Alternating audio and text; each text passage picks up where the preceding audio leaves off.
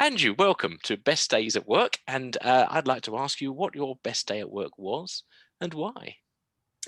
Thank you, Richard, for that question. I love answering that question because it just made me think of what would I call the best. And I was delighted actually looking back in 2020 and surprised as well that there were several that I could choose from. Because I think I get focused so much on 2020 as being a challenging year that I've forgotten how many opportunities these challenges have brought.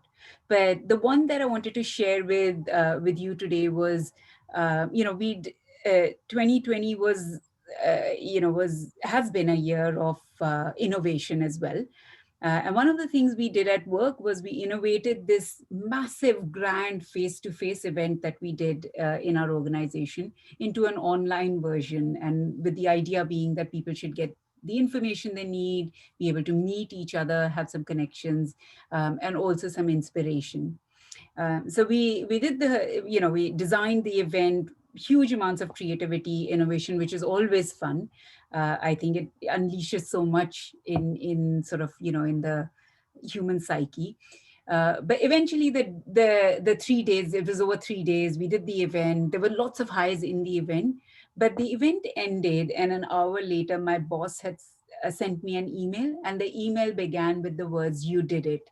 Um, Now, I've worked for over 2 decades. I've had many bosses, and you would think that you get to a point in your career where, when someone sees you and recognizes you, you're just like, yeah, I get it. It's part of it.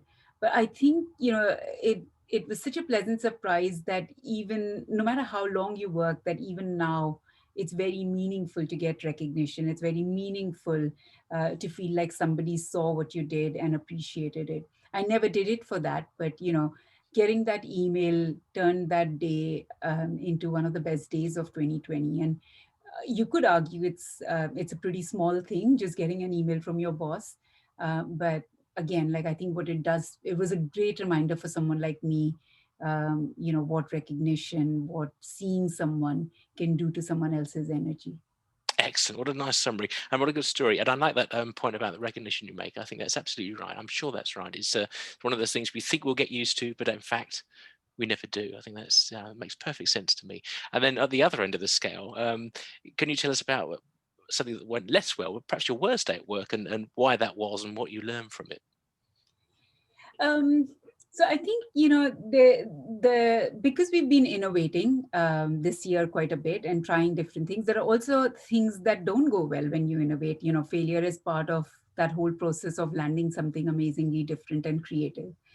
And if I think I can't say the worst day, but I can say the worst days, because we were together. We were trialing a new thing, and it just wasn't landing well. And I was, continuously getting feedback that it isn't landing well, it's not going well, this isn't working, this isn't. And I found it tremendously uh, distracting from understanding what I actually needed to do. But what I also look back and I think why it made it the worst day was that even though people were trying to be constructive, I think in sharing with me continuously what could make it better, and not once asking how it's making me feel to be failing at the moment. I think that made it the worst. And again, in reflection, I think for me, it's been a huge reminder that one of the things that if somebody is a high achiever and that's bothering them more than the failure is the fact that they are failing. That more than the actual incident is the fact that they're failing, and always looking after people before what you're trying to fix is super important.